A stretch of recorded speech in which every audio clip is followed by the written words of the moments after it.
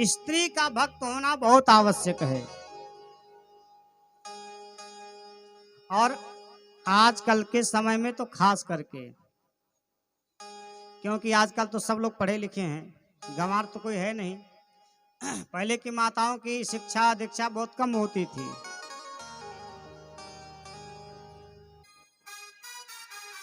अभी कुछ दिन पहले की बात है, हमारे यहाँ फैजाबाद में एक लोग के यहाँ पूजा करवाना था। तो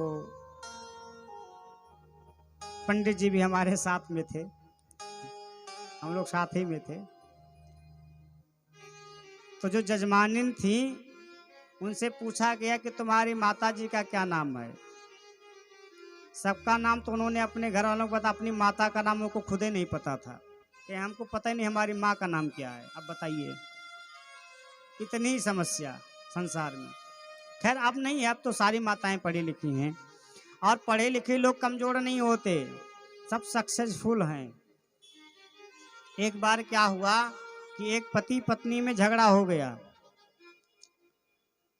और झगड़ा होने का मतलब, सबसे पहला झगड़ा का लक्षण क्या है? बोलचाल बंद, सबसे पहला लक्षण। और बोलचाल बंद के बाद खान पान बंद। ये गलती नहीं करना चाहिए। देखिए, मैं ये नहीं कह रहा हूं कि झगड़ा मत करो, लेकिन खाना पीना बंद नहीं करना चाहिए।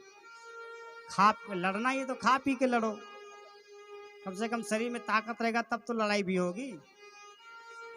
मैं ये नहीं कह रहा हूं कि आप झगड़ा करो, ऐसा मत समझना, लेकिन मैं बता रहा हूं, हमारे कहने से थोड़ी कोई समझेगा।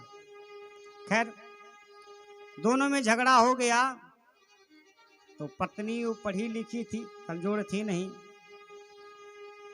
पति देव अपना बेचारे बनावे खाए, पत्नी अपनी बनावे खाए।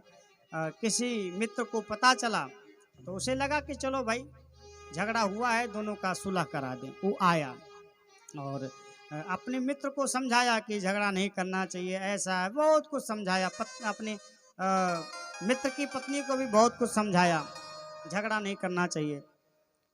चलो तुम लोग दोनों चलो दुर्गा जी के मंदिर में और कसम खाओ कि आज के बाद हम झगड़ा नहीं करेंगे। पत्नी ने कहा कि पहले ये कसम खाएंगे तभी हम कसम खाएंगे। मित्र ने कहा चलो दोनों लोग चलो, लेकर के गया दुर्गा जी के मंदिर में, खड़ा कर दिया और कहा कि दुर्गा जी के मंदिर में दोनों लोग खड़े हो, कसम खाओ कि आज के बाद हम लोग कभी झगड़ा नहीं करेंगे।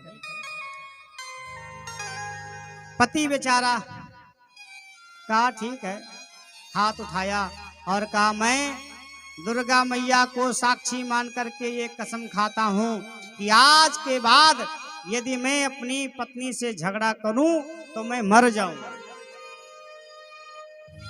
अब इससे बड़ा को और कसम तो कोई होता नहीं, वो भी खाता बेचारा। कसम खाया कि आज के बाद अगर मैं अपनी पत्नी से झगड़ा करूं तो मैं मर जाऊं। लेकिन पत्नी उससे ज्यादा पढ़ी लिखी थी। उसके मित्र ने कहा भाभी जी अब आप भी कसम खाइए। तो कमजोर पढ़ी लिखी होती तो दूसरा कसम खाती, इतनी ज्यादा पढ़ी लिखी थी, जानते क्या कसम खा रही है? बहुत चालाक थी भैया।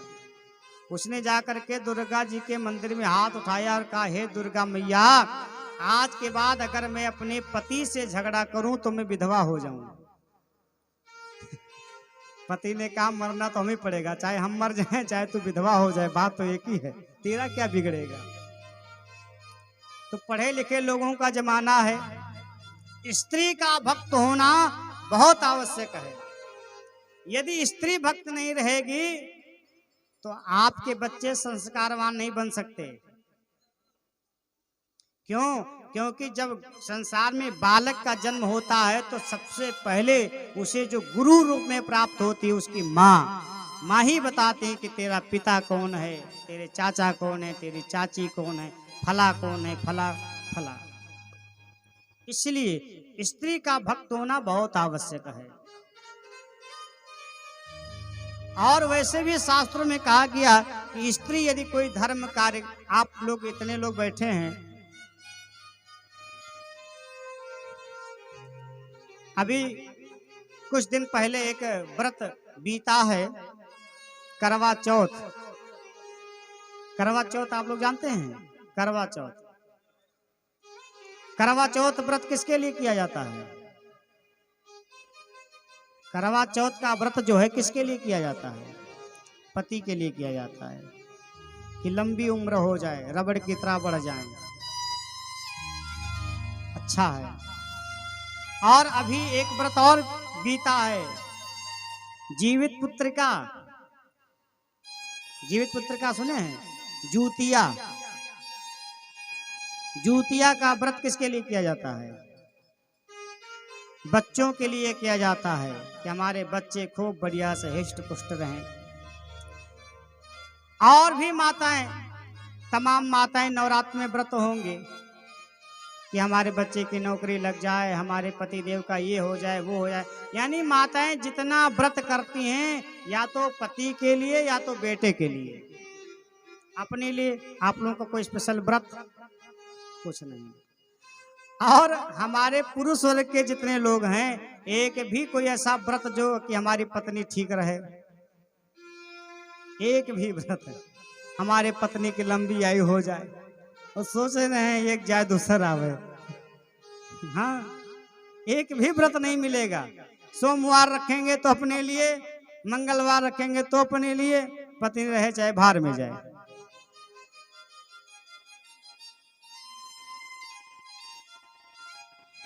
स्त्री कोई भी बचपन से लेकर के और मरने दम तक कोई भी व्रत या नियम जब तक करती है तो दूसरे के लिए करती है, अपने लिए कभी नहीं।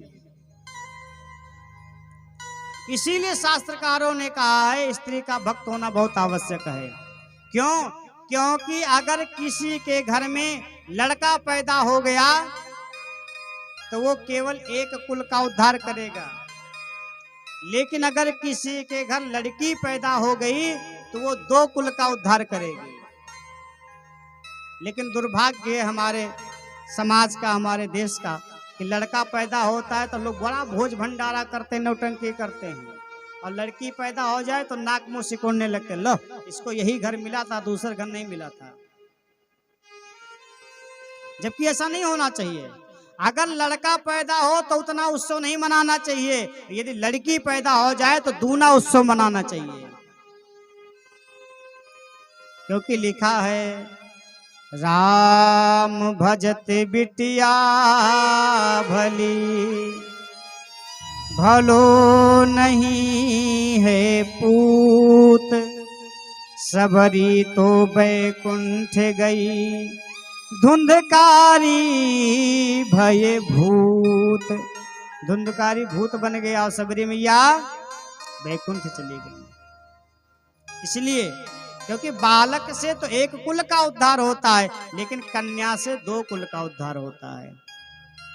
और गोस्वामी तुलसीदास जी ने लिखा भी रामचरितमानस में, जब सीता जी को चित्रकूट की पावन भूमि पर बलकल वेश पहने हुए महाराज जनक जी ने देखा है, तो जनक जी महाराज की आंखें भर आईं। सीता जी को बहुत संकोच हुआ कि अगर मेरे पिताजी मुझे इस भेष में देखेंगे तो उन्हें बड़ा कष्ट होगा। लेकिन जब सीता जी को बलकल वेश पहने हुए महाराज जनक जी ने देखा है, तो महाराज जनक जी की आंखें भर आईं।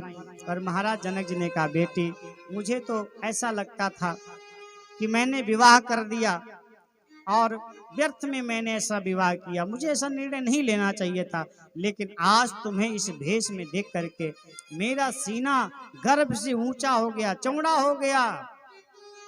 और बेटी आज तूने मेरे कुल का तो उद्धार किया, आज तूने सूर्य कुल का भी उद्धार कर दिया।